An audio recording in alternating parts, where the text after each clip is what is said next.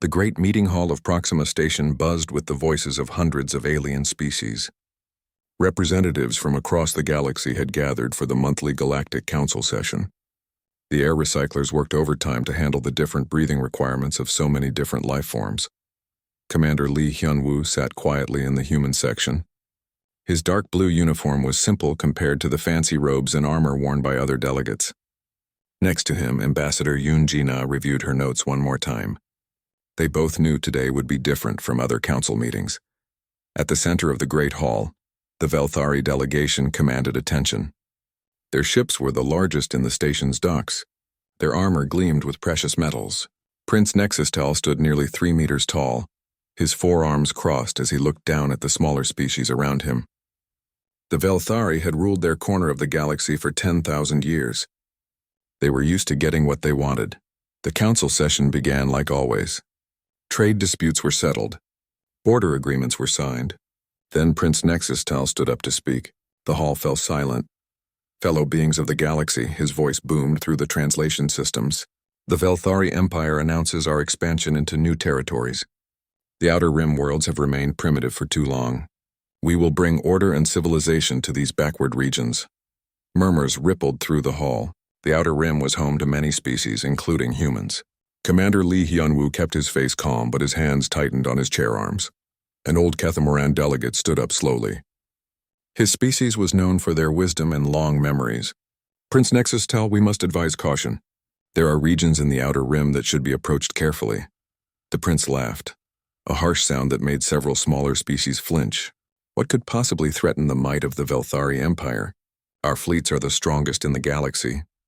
The human territories, the Catamaran elder said quietly. We have seen ships enter their space. They do not return. The humans mark their borders clearly, but those who ignore the warnings, humans? Prince Nexustal's voice dripped with amusement. Those barely evolved apes? They have been in space for what, 300 years?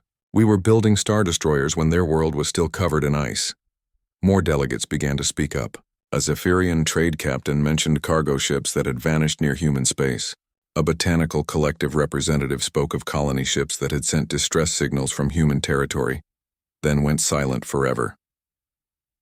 Commander Lee Hyun-woo finally stood up. The hall turned to look at him. He was not impressive to look at, average height, brown hair going gray, quiet eyes. But something in his posture made the room pay attention. Prince Nexustal, Lee Hyun-woo said in his calm voice. My species values peace. We prefer to trade rather than fight. We welcome visitors to our space as long as they respect our laws and borders. How generous of you, the prince sneered. And what if someone chooses not to respect your little borders? Lee Hyun-woo was quiet for a moment. Around the hall, other species leaned forward to hear his answer. Our space is clearly marked. We post warnings in 17 different languages. We prefer peaceful neighbors. That is not an answer to my question, human. Yes, it is, Lee Hyun-woo said simply. We prefer peaceful neighbors. The prince's 4 eyes narrowed. Are you threatening the Velthari Empire? I am explaining our policy. What you do with that information is your choice. Ambassador Yoon Ji-na stood up beside Lee Hyun-woo. She was smaller than him with kind eyes and gentle hands, but when she spoke, her voice carried clearly through the hall. The Galactic Council records show that human space has been clearly marked for over 200 years. Our borders have not expanded in 50 years. We ask only to be left in peace, mon peace, Prince Nexustal repeated mockingly. Yes, I have heard about human peace. You hide behind asteroids and run from real warriors. Your colonies panic at the first sign of conflict. Several alien delegates shifted uncomfortably. The Catamaran elder shook his head sadly. A few species began whispering among themselves. Prince Nexustal, came a new voice. It belonged to a crystalline collective representative, their body made of living mineral. Perhaps you should research human history before making such claims. Their history? The prince laughed again. What history?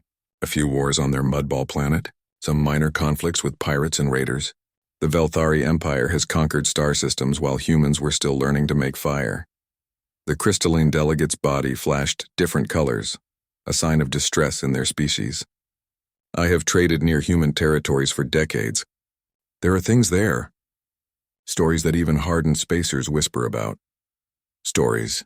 Prince Nexustal waved dismissively. Fairy tales to frighten children. Commander Lee Hyunwoo sat back down. He looked tired suddenly, older than his years. Ambassador Yoon Jina placed a gentle hand on his shoulder. "The warning has been given," she said to the hall. "The Galactic Council record will show that humanity offered fair notice. The Velthari Prince was not finished. I want to make something clear to all gathered here.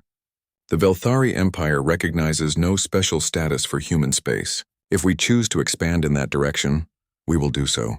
Any resistance will be crushed." The hall fell completely silent. Even the air recyclers seemed to quiet down. Commander Lee Hyunwoo looked up at the towering alien prince. For just a moment, something flickered in the human's eyes. Something cold and hard. "I understand," Lee Hyunwoo said softly. "You have made your position clear." After the session ended, delegates mingled in the station's common areas. Many approached the human representatives.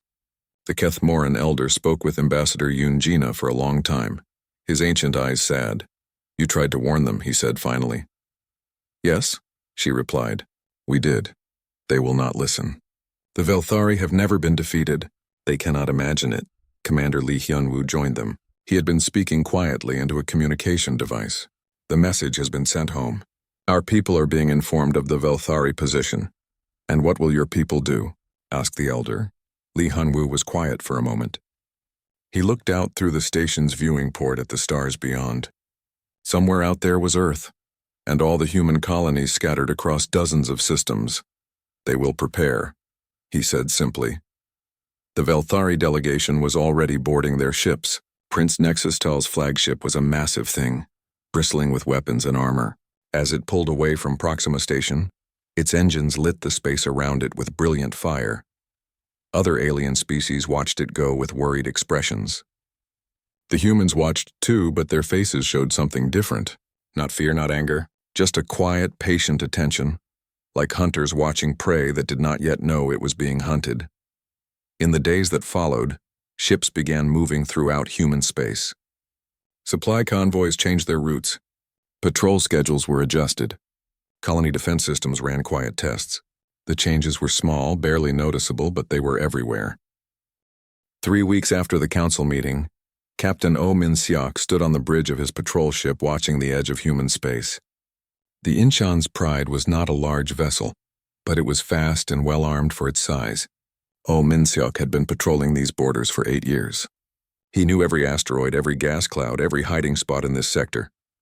"Captain," called Ensign Kwan Dahai from her communication station, "I'm picking up multiple contacts approaching from the Velthari territories. Configuration suggests military vessels." Oh Min-seok nodded calmly. They had been expecting this for days. "How many ships, Ensign?" 15 confirmed, sir. Possibly more behind them."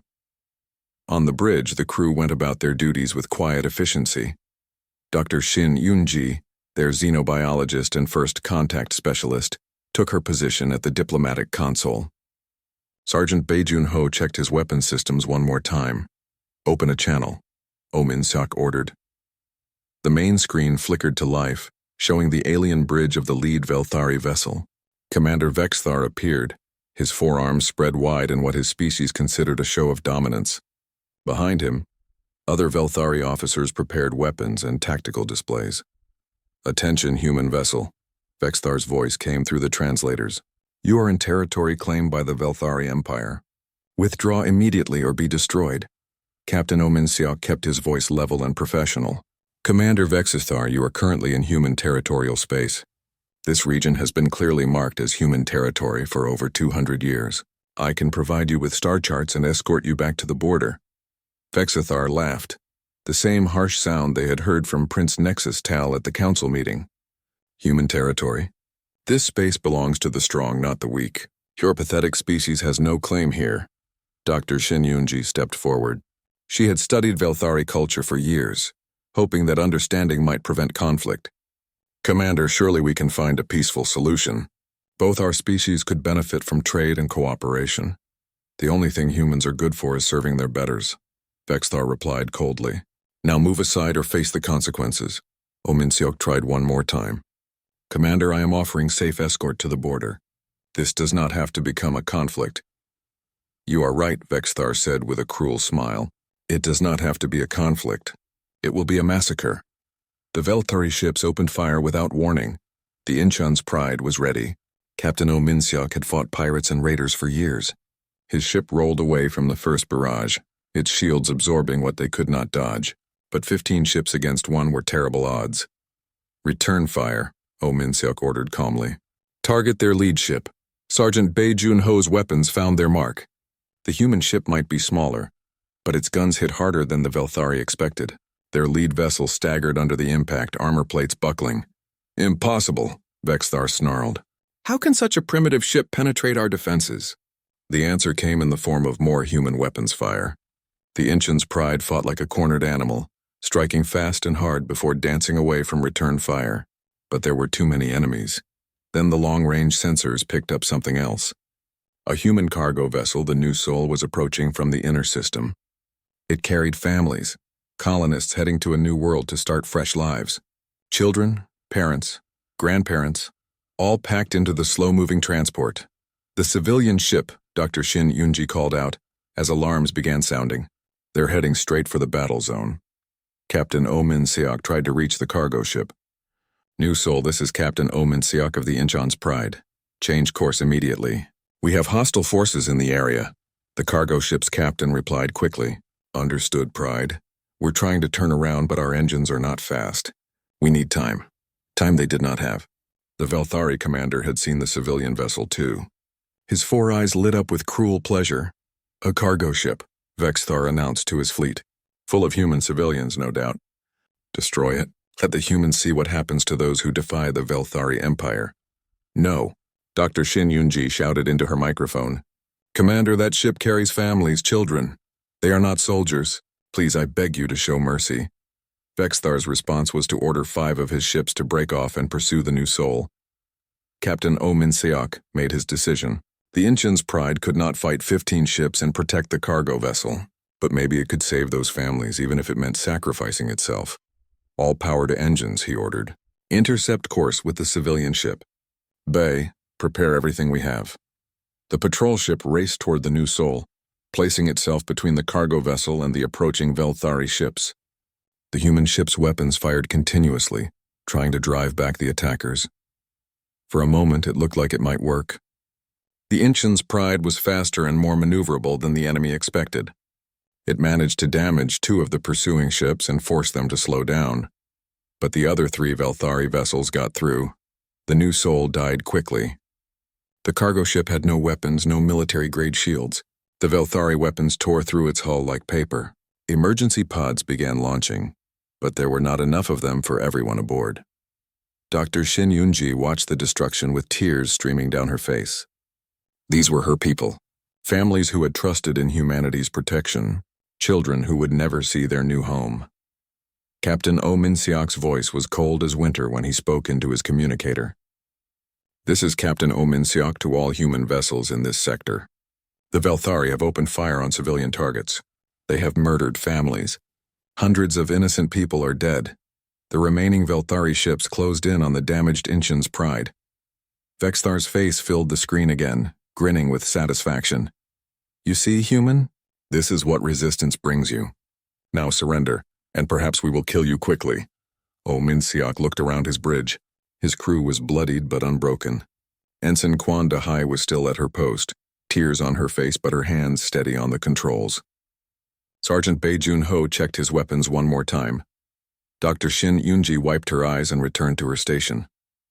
I have a message for your empire, Oh Min-seok said quietly. Speak quickly, human. My patience grows thin. Oh Min-seok stood up slowly. Behind him, his bridge crew came to attention. They all knew they were probably going to die, but they also knew their deaths would mean something. Tell your prince that you found us. Tell him that we offered peace and you chose war. Tell him that you killed our families, our children. Oh Min-seok's voice grew harder with each word. And tell him that humanity remembers. The Incheon's Pride exploded in a ball of fire, taking 2 Velthari ships with it. News of the attack spread through human space faster than the speed of light. Quantum communicators carried the terrible message to every human world, every colony, every settlement. The images of the destroyed New Soul and its scattered emergency pods played on screens across dozens of star systems. On Earth, Admiral Park Sojin received the report in her office. She read it twice, her face growing harder with each word. Then she reached for her emergency communicator and began issuing orders. On the colony world of New Busan, General Choi Byung-ho was reviewing defensive positions when the news arrived. He looked at the images of the dead families, then called his staff officers to an urgent meeting. Throughout human space, the same scene played out. Military officers receiving orders, civilian authorities implementing emergency plans, colonial militias reporting for duty. The phrase began appearing everywhere, on ships, on buildings, on the personal armor of soldiers preparing for war. Two simple words that carried the weight of humanity's grief and rage. Remember Kepler. The Velthari had made their choice. Now humanity would make theirs. General Choi Byung-ho stood in the command center deep beneath New Busan's capital city. Around him, dozens of screens showed the movement of ships throughout human space. To anyone watching, it looked like chaos. Human vessels seemed to be running in every direction, fleeing from the approaching Velthari fleet. But Choi Byung-ho saw the real pattern. Every seemingly random movement was part of a larger plan that had been years in the making. The general smiled grimly as he watched the enemy take the bait. "Status report," he called out to his staff. Commander Na Kyung-min looked up from her intelligence station. "The Velthari main fleet has crossed into our territory.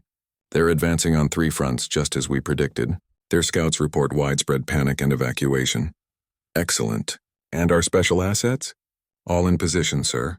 Lieutenant Colonel An Woo-jin's teams have been behind their lines for 6 days. Captain Han Soo-bin's stealth ships are tracking their supply convoys." On the main screen, the Velthari fleet looked impressive. Over 300 ships of various sizes, led by Prince Nexus-Tal's massive flagship. They moved in perfect formation, confident in their superior numbers and technology. The prince himself stood on his command bridge, watching human settlements appear to empty as his forces approached. His forearms were crossed in satisfaction. "Just as I predicted," he told his officers. "The humans run like frightened animals. Their reputation was built on lies and exaggeration." His intelligence officer was less certain. "My prince, some of our scout reports are confusing. They claim to have detected large ship movements, but when our main sensors scan those areas, we find nothing." "Equipment failures," the prince waved dismissively. "These primitive systems cannot handle the power of our fleet. Press the advance. I want to reach their core worlds before they have time to mount any real defense." Meanwhile, in the asteroid belt around the dead system humans called Graveyard, Captain Han Soo-bin watched the enemy supply train pass beneath her stealth ship. The Soul Shadow was invisible to Velthari sensors, using technology that made her ship appear to be just another floating rock. "Count them," she whispered to her crew. 47 supply vessels, 12 escort ships. Just like our intelligence said. Her communications officer nodded. "Message sent to command, Captain. General Choi knows exactly what they're carrying and where they're going." Han Soo-bin had been hunting in space for 10 years. She knew how to be patient, how to wait for the perfect moment to strike. The Velthari supply ships carried fuel, ammunition, and spare parts. Without them, even the mightiest fleet would become helpless. "Not yet," she told her eager crew. "Let them get comfortable first." Back on New Busan, General Choi received reports from across human space. The Velthari advance was going exactly as he had hoped. The enemy was spreading their forces thin, chasing what they thought were fleeing human ships. "Phase 2, he announced to his staff. "Signal all units." Lieutenant Colonel An Woo-jin received the signal while hiding in the cargo hold of a Velthari transport. His team of 12 commandos had been aboard the enemy ship for 3 days, patient as death itself. They knew the ship's routine, its weak points, its security gaps. Around the Velthari fleet, similar teams waited in other ships. Some had stowed away during supply transfers. Others had replaced cargo containers with themselves. A few had simply walked aboard during the confusion of rapid deployment. The Velthari were so confident in their superiority that they had not bothered with proper security checks. After all, what could primitive humans possibly do against the might of their empire? They were about to find out. "Remember Kepler," An Woo-jin whispered into his communicator. Across the enemy fleet, his teams began their work. Explosions bloomed throughout the Velthari formation, not enough to destroy the ships, but enough to disable engines, weapons, and communication systems. In the space of 5 minutes, Prince Nexus-Tal's fleet went from organized formation to confused chaos. "What is happening?" The prince roared at his officers. Are we under attack? Internal explosions, my prince, his damage control officer reported. Someone has sabotaged our ships from within. Impossible. How could humans infiltrate our vessels? The answer came in the form of more explosions and emergency reports flooding in from across the fleet. The humans had not just infiltrated a few ships, they had sabotaged dozens of them. Then the real attack began. What the Velthari had thought were abandoned asteroid mining stations suddenly came to life. Hidden weapon platforms revealed themselves, built into the rocks where no one would think to look for them. The fleeing human cargo ships dropped their disguises and showed their true nature as heavily armed warships. General Choi, Byung-ho's trap was springing perfectly. The human ships that had seemed to be running in panic were actually moving into attack positions. They had led the Velthari deep into human space, far from their supply lines and reinforcements. Now they surrounded the enemy fleet from all sides. Prince Nexus-Tal finally understood what had happened. We have been deceived, he said in shock. This was planned. His tactical officer was working frantically at his console. My prince, we are surrounded. Enemy ships are approaching from all directions. Our sabotaged vessels cannot maneuver properly. How many ships do they have? At least 800, my prince. Maybe more. They are still revealing hidden positions. The prince's forearms trembled with rage. 800 ships? Our intelligence said the humans had barely 200 vessels in their entire fleet. Their intelligence was wrong, my prince. Or perhaps we were meant to believe that. On New Busan, General Choi Byung-ho watched the tactical display with satisfaction. The humans had spent decades preparing for this moment. Every asteroid base, every hidden shipyard, every secret weapon platform had been built for one purpose: to defend human space against exactly this kind of invasion. Signal Admiral Park, he told Commander Na Kyung-min. Tell her the trap is set. The enemy is exactly where we want them. Admiral Park Seo-jin received the message aboard her flagship, the massive dreadnought Gwangju's Vengeance. Around her, the main human battle fleet prepared for combat. These were not patrol ships or cargo vessels. These were humanity's true warships, built for one purpose: to kill anything that threatened human civilians. All ships, she broadcast to her fleet. This is Admiral Park. You know why we are here. You have seen the images from Kepler. You know what they did to our families, our children. Throughout the human fleet, crews listened to her words. Many of them had friends or relatives who had died in the New Sol. All of them had seen the pictures of the floating emergency pods, the bodies of children who would never grow up. Today we show the galaxy why human space remains unconquered, Admiral Park continued. Today we show them why other species warn their children about entering our territory. Today we teach the Velthari what happens when you murder human families. The Admiral's voice hardened. Remember Kepler. No mercy. Prince Nexus-Tal tried desperately to reorganize his fleet, but his ships were damaged, scattered, and demoralized. Worse, the humans seemed to know exactly where each Velthari vessel was, as if they could see through the alien stealth systems. They could.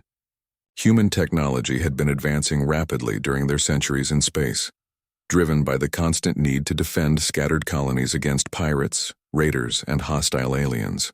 The humans had learned to see everything, hide anywhere, and strike without warning. Captain Han Subin chose that moment to attack the supply convoy. The Soul Shadow and a dozen other stealth ships appeared from nowhere, their weapons already firing. The Velthari escorts never had a chance to react. Supply convoy destroyed. Han Subin reported to General Choi. The enemy fleet is now operating on whatever fuel and ammunition they brought with them. Lieutenant Colonel An Woo-jin's commandos completed their sabotage and began fighting their way off the Velthari ships. They left behind more than just explosions. They left behind fear.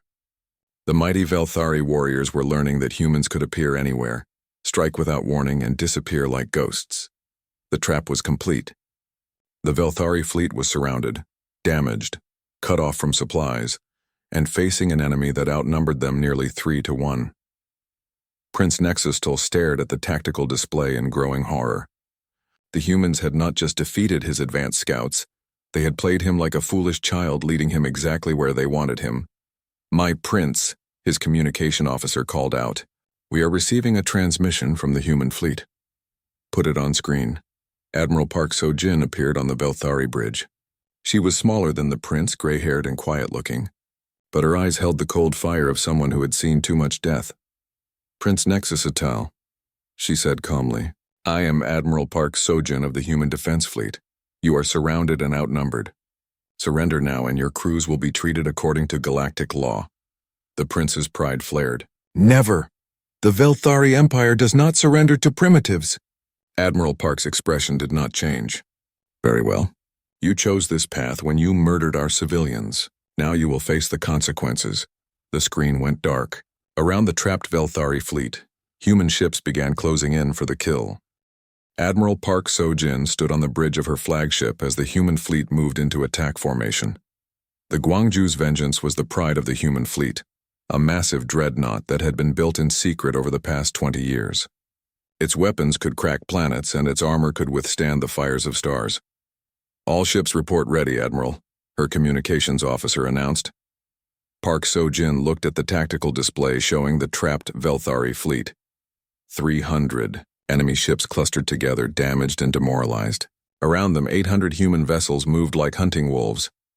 "Signal Captain Lim," she ordered. "Begin the demonstration." Captain Lim Dong-hyun commanded the heavy cruiser New Busan's Hammer. His ship was smaller than the Admiral's flagship, but it carried experimental weapons that the Velthari had never seen before. Weapons that learned from each shot, adapted to enemy defenses, and thought for themselves. "Target the lead destroyer," Lim ordered his weapons officer. "Show them what human engineering looks like." The beam that lanced out from Lim's ship did not behave like normal weapons. When the Velthari destroyer's shields tried to deflect it, the beam changed frequency and punched through.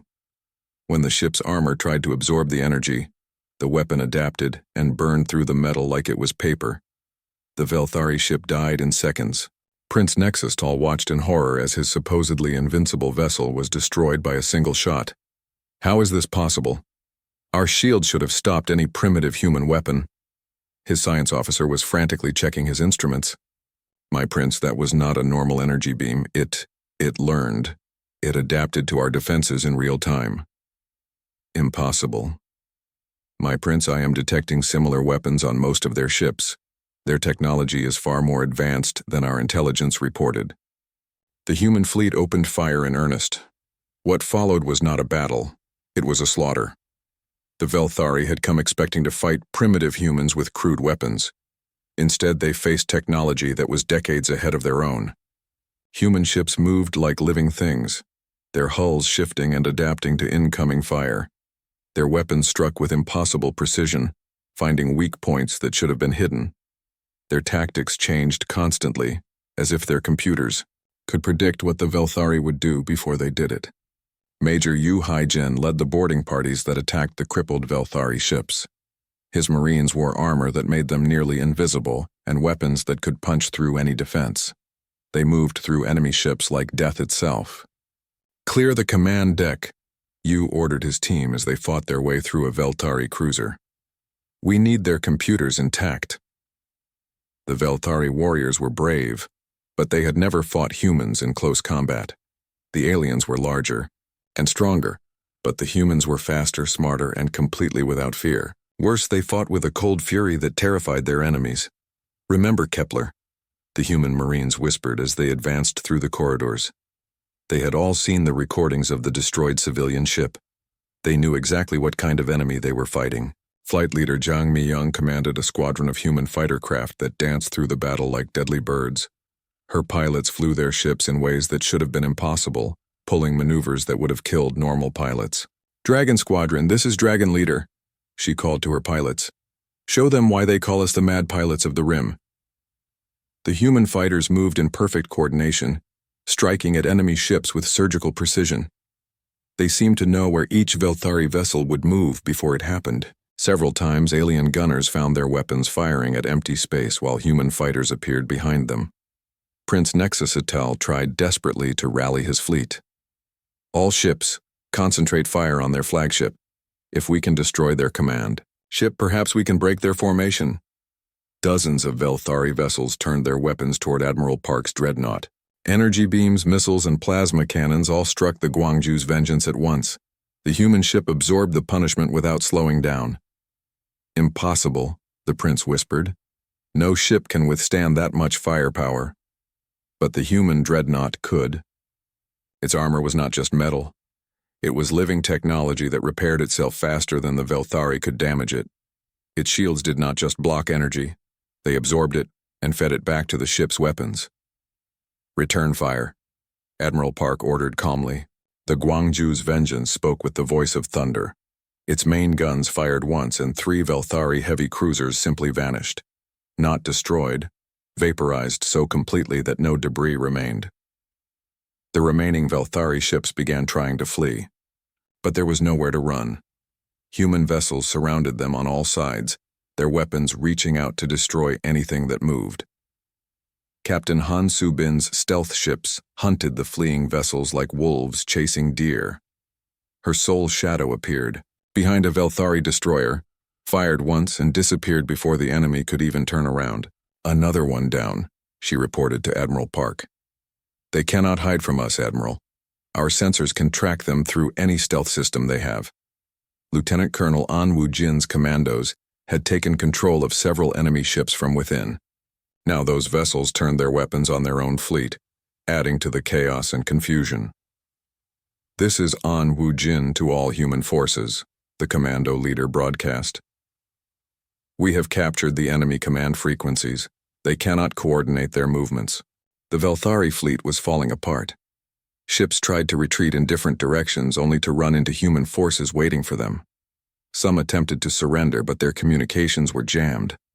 Others tried to fight to the death, but their weapons barely scratched the human ships.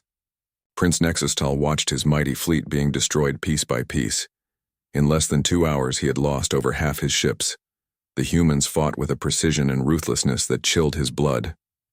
"My prince," his tactical officer called out desperately. "We must retreat. We cannot win this battle." "The Velthari Empire does not retreat. My prince, if we stay here, we all die. The humans are not just defeating us, they are hunting us down one by one." The prince looked at his tactical display. Where once it had shown 300 proud Velthari vessels, now barely 100 remained. The humans had not lost a single major ship. "How?" he asked quietly. "How did primitives develop such technology?" His science officer had been analyzing the human weapons throughout the battle. "My prince, they are not primitives. I estimate their technology is at least 50 years ahead of ours, maybe more." "That is impossible. Our intelligence clearly showed." "Our intelligence was wrong, my prince. Or perhaps the humans wanted us to underestimate them." As if summoned by his words, Admiral Park's image appeared on their screen again. Behind her, the bridge of the human flagship showed calm efficiency despite the raging battle outside. "Prince Nexustal," she said quietly, "your fleet is broken. Your ships are dying. I offer you one final chance to surrender and spare the lives of your remaining crews." The prince's pride warred with his fear. Around him, his officers looked at their instruments, showing the human ships closing in for the final kill. If we surrender," he asked reluctantly, "what terms do you offer?" Admiral Park's face remained expressionless. "Unconditional surrender. You will be taken prisoner and returned to your empire with a message. Your ships will be destroyed or taken as prizes of war. Your crews who survive will be treated according to galactic law. And the message? That the Velthari Empire chose to murder human families, and that humanity has responded appropriately." Prince Nexustal looked around his bridge at the faces of his officers. These proud warriors who had conquered star systems now looked at him with fear and defeat in their eyes. He began, then stopped. Through the viewports of his flagship, he could see human ships surrounding them on all sides. There was nowhere to run, nowhere to hide. "We surrender," he said quietly. Admiral Park nodded once. "Signal all Velthari vessels to power down their weapons and prepare to be boarded." As the Velthari fleet finally accepted defeat, human marines began boarding the surviving enemy ships. Major Yu Heijin's teams moved through the vessels efficiently, securing prisoners and gathering intelligence. But they also did something else. On every Velthari ship they boarded, the humans left behind recordings, images of the destroyed New Soul, pictures of the families who had died. the voices of children who would never see home again. "Watch this," the Marines told their prisoners. "Remember what you did. Remember why this happened to you." The Battle of New Busan was over.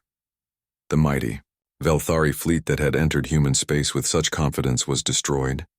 Of 300 ships, only 47 survived to surrender. The humans had lost 12 vessels. As news of the victory spread through human space, celebrations began on every world and station. But Admiral Park So-jin did not celebrate. She stood on her bridge looking at the debris field that had once been an enemy fleet, thinking about the families who had died to make this moment possible. "Admiral," her communications officer called, "we are receiving surrender signals from the remaining Velthari vessels." "Accepted," she replied quietly. "Signal General Choi. The trap worked perfectly."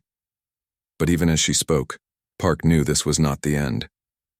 6 months after the Battle of New Busan, the Galactic Council convened again on Proxima Station, but this time the great meeting hall felt different. Species that had once talked loudly now spoke in whispers. Delegates who had strutted with confidence now moved carefully through the corridors. Everything had changed. President Moon Jae-sung of the Human Colonial Alliance walked into the hall with quiet dignity. Behind him came Admiral Park So-jin, now wearing the uniform of the first human ever appointed to the Galactic Defense Council. Ambassador Yoon Ji-na carried a datapad containing the new human diplomatic position. At the human delegations table sat Elder Cheon Myung-ho, an elderly philosopher whose writings on warfare and peace had become required reading throughout human space. His calm eyes surveyed the assembled aliens with patient wisdom. The Velthari delegation was notably smaller than before. Prince Nexusatel was not there. He remained a prisoner on Earth, awaiting trial for war crimes. In his place sat Ambassador Kethmiral, a much older Velthari whose forearms shook slightly as he took his seat. The session began with the formal surrender documents. President Moon stood to address the assembly, his voice carrying clearly through the translation systems. "Fellow beings of the galaxy," he began, "we gather today to formalize the end of hostilities between the Human Colonial Alliance and the Velthari Empire."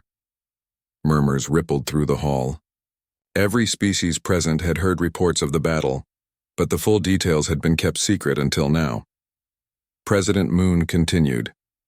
"The Velthari Empire sent 300 warships into human space without provocation. They attacked and destroyed a civilian vessel carrying families and children. They ignored all attempts at peaceful resolution. The images appeared on screens throughout the hall: the destroyed New Sol, the floating emergency pods, the faces of the children who had died. In response, President Moon said quietly, humanity defended itself. The tactical display of the Battle of New Busan filled the screens. 300 Velthari ships entering the trap, 800 human vessels revealing themselves. The systematic destruction of the invading fleet. Several alien delegates gasped audibly. The crystalline collective representative's body flashed rapid colors of shock. The Kethmoran elder simply nodded sadly as if he had expected this outcome. The result, President Moon announced, was the complete defeat of the Velthari invasion force. Of 300 ships, only 47 survived to surrender. The prisoners have been treated according to galactic law and will be returned to their empire. Ambassador Kethmiral stood slowly. His voice was hollow with defeat. The Velthari Empire formally surrenders all claims to human territory. We acknowledge that we acted in error. Error? Admiral Park So-jin spoke for the first time. Her voice was soft, but it carried to every corner of the hall. You murdered children. You call that an error? The Velthari ambassador flinched. We were misled about human capabilities. We believed the humans to be primitive, defenseless. You were warned, Elder Cheon Myung-ho said gently. Many species in this very hall tried to tell you the truth about humanity. You chose not to listen. The old philosopher stood up slowly. Despite his age, his presence commanded attention throughout the hall. For centuries, humanity has followed a simple philosophy, he continued. We prefer peace to war. We prefer trade to conquest. We prefer cooperation to conflict, he paused, looking around at the assembled delegates. But when our families are threatened, when our children are murdered, we respond with absolute commitment to their protection. This is not cruelty. This is love expressed through strength. President Moon took over again. The Human Colonial Alliance hereby announces our new diplomatic doctrine. We call it the Human Covenant. Ambassador Yoon Ji-na activated the main display. The new human territorial boundaries appeared, significantly larger than before the war. First, President Moon announced, human space is hereby expanded to include all systems within 50 light-years of any human settlement. This territory is non-negotiable. Several species began talking at once. The expansion meant humanity now controlled some of the richest trade routes in the sector. Second, the president continued, any attack on human civilians will result in complete military retaliation. We will not limit our response to military targets. We will destroy the entire military capability of any species that harms our people. The hall fell silent. This was not diplomacy as usual. This was a promise of annihilation for anyone who crossed humanity. Third, humanity offers full trade partnerships and mutual defense treaties to any species that wishes to live in peace. We will defend our friends as fiercely as we defend ourselves. The Kethmoran elder stood up. The Kethmoran collective formally requests such a treaty. Within minutes, a dozen other species had made the same request. The galaxy's smaller races suddenly saw the advantage of having humanity as a protector, rather than an enemy. Fourth and finally, President Moon said, humanity will share defensive technology with our allies. No species that stands with us will face extinction from aggressors. This caused an uproar. Human military technology was now known to be decades ahead of most galactic civilizations. The offer to share it was unprecedented. Admiral Park stepped forward. I have been appointed to the Galactic Defense Council to oversee these agreements. Any species that wishes humanity's protection need only ask. The transformation was immediate. Species that had barely acknowledged human existence now lined up to request meetings. Trade representatives began calculating the profits of human partnerships. Military advisors started thinking about how human technology could protect their worlds. But not everyone was happy with the new order. The hegemony representative, a proud warrior species that had dominated their region for millennia, stood up angrily. This is unacceptable, he declared. One battle does not make the humans the rulers of the galaxy. The hegemony will never bow to primitive apes. The hall went completely silent. Every delegate turned to look at the warrior. Admiral Park looked at him with calm, patient eyes. No one is asking you to bow, she said quietly. We are asking you to make a choice. What choice? Elder Cheon Myung-ho answered. The same choice we offered the Velthari. Peace or war, cooperation or conflict, life or death. The hegemony representative looked around the hall, suddenly realizing that his species now stood alone. Every other major power was either requesting human alliance or staying carefully neutral. You cannot threaten the entire galaxy. President Moon shook his head. We are not threatening anyone. We are simply explaining our position. Humanity wants friends, not subjects. We prefer trade to conquest. But we will defend ourselves and our allies without limit or mercy. The message was clear. The galaxy could have humanity as a friend or as an enemy, but after seeing what happened to the Velthari, most species found the choice easy to make. Ambassador Kethmoral signed the formal surrender documents with shaking hands. The Velthari Empire agreed to pay reparations for the destruction of the new soul. They promised never again to enter human space without permission. Most importantly, they agreed to broadcast the story of their defeat throughout their territory. As the session ended, delegates mingled in the station's common areas. The conversation was different now. Where once aliens had discussed humanity with amusement or contempt, now they spoke with respect and caution. The Kethmoran elder approached Elder Cheon Myung-ho. You have changed everything, he said simply. No, the human philosopher replied. We simply showed the galaxy who we really are. We tried to do it peacefully for centuries. The Velthari forced us to do it with violence. And now, Elder Cheon looked out at the stars through the station's viewing port. Somewhere out there, human ships patrolled expanded borders. Human colonies grew and prospered under the protection of the most advanced military in the galaxy. Now the galaxy knows the truth. Humanity is not to be feared. But neither are we to be trifled with. We will be the best friend you could ask for, or the worst enemy you could imagine. The choice is yours to make. Years later, children throughout the galaxy would learn about the great folly in their history classes. How the proud Velthari ignored warnings and paid the ultimate price. How humanity revealed its true strength, only when forced to defend innocence. The warning posted at every entry point to human space became legendary. Welcome to human territory. We seek friends, not subjects. We prefer peace, but we are prepared for war. We will trade fairly with those who respect us. We will defend completely those who trust us. We will destroy utterly those who threaten us. Choose wisely. And for the most part, the galaxy chose wisely. The few species that didn't learn the same lesson as the Velthari. Human space remained peaceful not because humanity was weak, but because everyone knew the cost of making them angry. Prince Nexus Tall, in his prison cell on Earth, often thought about that final moment when he realized the truth. The humans had never been primitive. They had simply been patient, and patience, as the galaxy now knew, was perhaps the most terrifying trait of all.